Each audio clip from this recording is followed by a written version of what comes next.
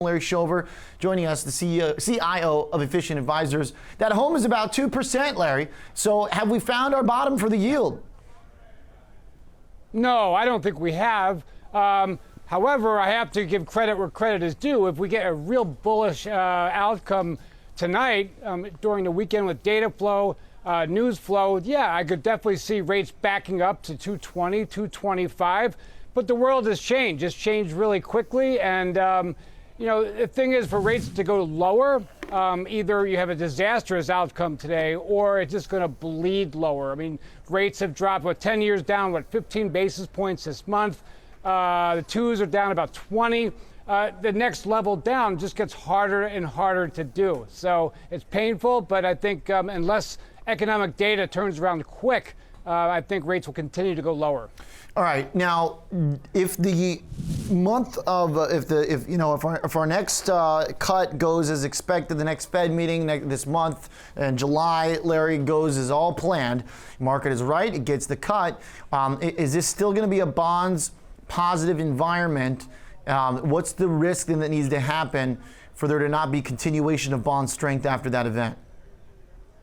Yeah, so you know, the longer most of the yield curve is trading under effective fund rates, I think the sticker shock kind of goes away. And that said, we definitely could see fragmentation in the bond market where we see the short end of the curve go lower and 10s could remain basically unchanged or very range bound. And that's what that's really the biggest bet I have on right now, the 210 steepener.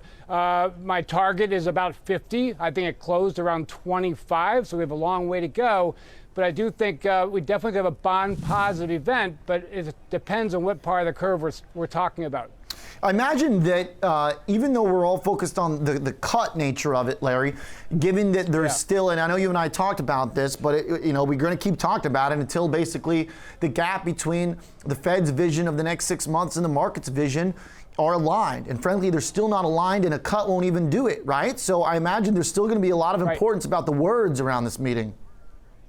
Yeah, no, exactly so. And I think that might help answer the questions that anybody has with regards to why is the S&P 500 up 6% this month and yet 10-year yields are down 15 basis points. Doesn't make a whole lot of sense, but I think that's the whole point, where lower rates are definitely subsidizing medium-term valuations or multiples, as it were. But at some point, we're all going to have to go back and look at the fundamentals and see what's going on with the data flow. And we'll see a lot of that next week with both the ISMs coming out Monday and Wednesday. All right. So today we also had another manufacturing number. The Chicago one fell short, as it has been. Yep. We've pretty much got this push and pull between lower manufacturing numbers and pretty consistent consumer numbers for the most part, with some signs of fragmentation. Yes. It's been rolling over, basically, if you look at the chart of ISM for Chicago, for 6 months. But Larry, is that really what's going to be driving the Fed's next 6-month decision? We also got a print for inflation that just is right on par with what you'd expect. Yeah, in real terms, it's actually a little bit worse than right on target. So, right.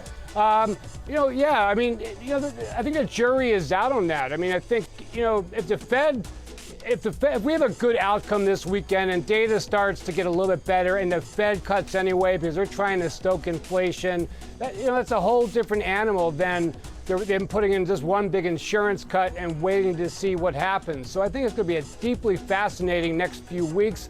And as you mentioned, the ISMs may or may not matter per se, but it's a long chain of underwhelming data.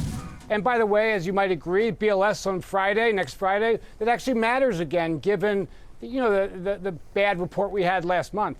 Yeah. So Larry, when will you look at this market and say, okay, this is the turning point? There's so many people expecting this momentum trade basically to turn.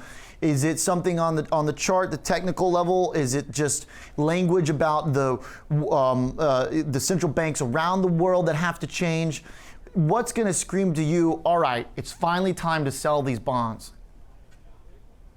Well, I think if we get a better outcome than we expect over the weekend here, okay. if data starts to get even a little bit better, and I'm not just talking hours, I'm talking about global data. I mean, if you recall, 2 or 3 months ago, I really didn't have a bias on rates. I could see them going to 2, I could see them going to 250 at that time. But right now, just given the momentum we've seen, 10s right now, you can't call them cheap, but you definitely can't call them expensive either. They're right in the middle. So I think it's going to be deeply fascinating with the data. And I think on the downside, 190 would be the point that you'd look for. On the upside, 220 to 225, but I'm definitely not a technician. Yeah. All right. And I know it's risky business going into the charts on something like a yield chart anyway. Hey, Larry, you have a great weekend. Always an excellent conversation. You as well. Thank you.